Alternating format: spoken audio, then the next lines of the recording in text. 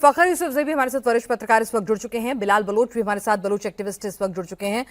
फखर, पाकिस्तान के हुक्मरान चाहते क्या हैं? जिस पीओजेके के नाम पर वो अपनी राजनीतिक रोटियां सेकते आए हैं, जब भी वहां पर कोई दिक्कत हो, परेशानी हो, कश्मीर का राग गलात दीजिए, आवाम को वो अफीम चटा दीजिए और उसके बाद आवाम अपनी दिक्कतें भूल जाता है। तो उस पीओजेके में निहत्थे प्रदर्शनकारियों पर आप स्नाइपर्स खड़े करके, जो तस्वीरें आई हैं हम उन्हीं को देख के इंटरप्रेट कर रहे हैं सर, ऊपर छतों पे स्नाइपर्स खड़े करके आप गोली चलवा रहे हैं। हाँ बिल्कुल फिलहाल थैंक यू वेरी मच। सूरत हाल जो कश्मीर की है, पहले ये मामला रावलाकोट जो मिरपुर डिवीजन का एक डिस्ट्रिक्ट है वहां से था और फैलते फैलते फिर हमने इसको मिरपुर में देखा, मिरपुर के बाद बिम्बर और फैलते फैलते नीलम वैली और इसके साथ बाग डिस्ट्रिक्ट बाग जो है अटियां बाला मुजफ्फराबाद में जुम्मे की नमाज के बाद लोग निकले और एक जगह पे नहीं निकले बल्कि 7-8 जगहों पे लोग निकले हैं और बाकायदा रिपोर्ट हुआ है। एक डेथ रिपोर्ट हुई है, मुईद राठौर नाम के एक 30 साल नौजवान की जान गई है। रात को उनका फ्यूनरल हुआ।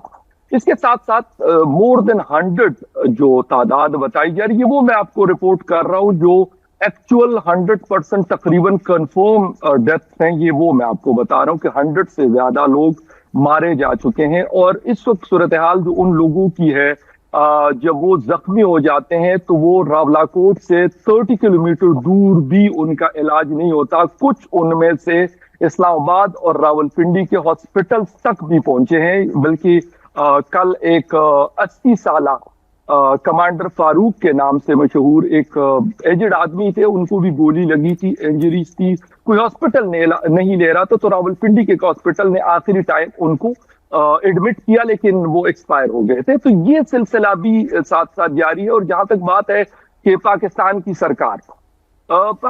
सरकार तो अनफॉर्चुनेटली 78 ईयर्स से रावलपिंडी से ऑपरेट होती है। बदकिस्मती है हमारी, हम पाकिस्तानियों की कि गुज़िश्ता दिन पहले इंटीरियर मिनिस्टर जो खुद रावलपिंडी पैराशूटर हमारे हैं मोहसिन नकवी, उन्होंने परसों एक तकरीर जारी।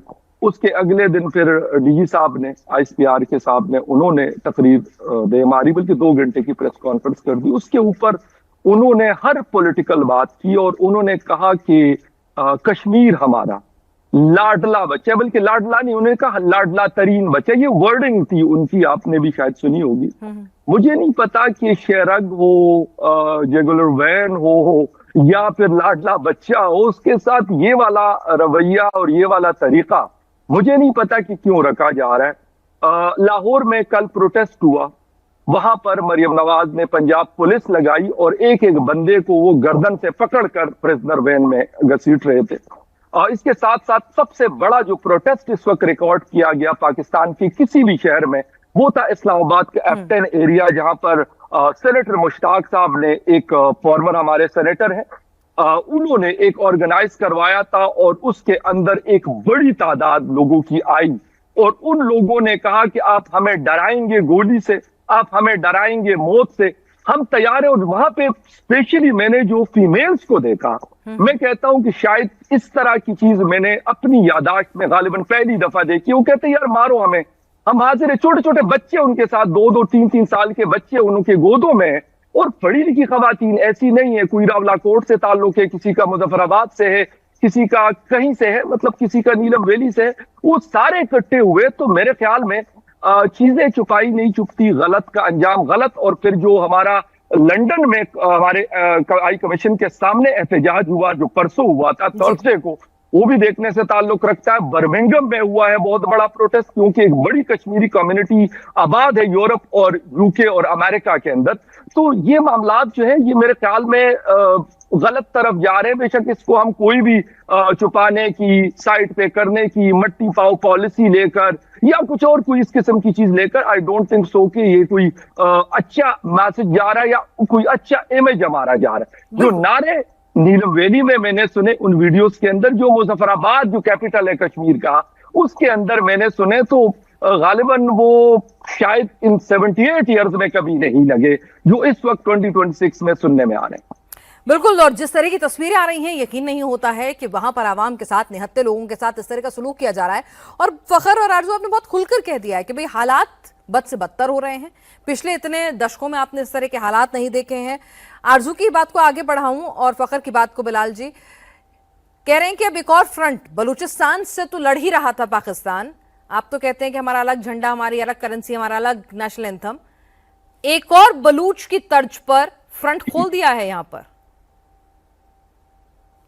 देखिए मैडम, एक चीज मैं आपको बता दूं, बंदूक की जोर पर आप किसी को भी बंदी नहीं बना सकते, चाहे वो कोई भी हो, चाहे वो पाकिस्तानी एडमिनिस्ट्रेशन कश्मीर के कश्मीरी हो, चाहे वो बलोच हो, चाहे वो केपी के हो, चाहे वो सिंधी हो।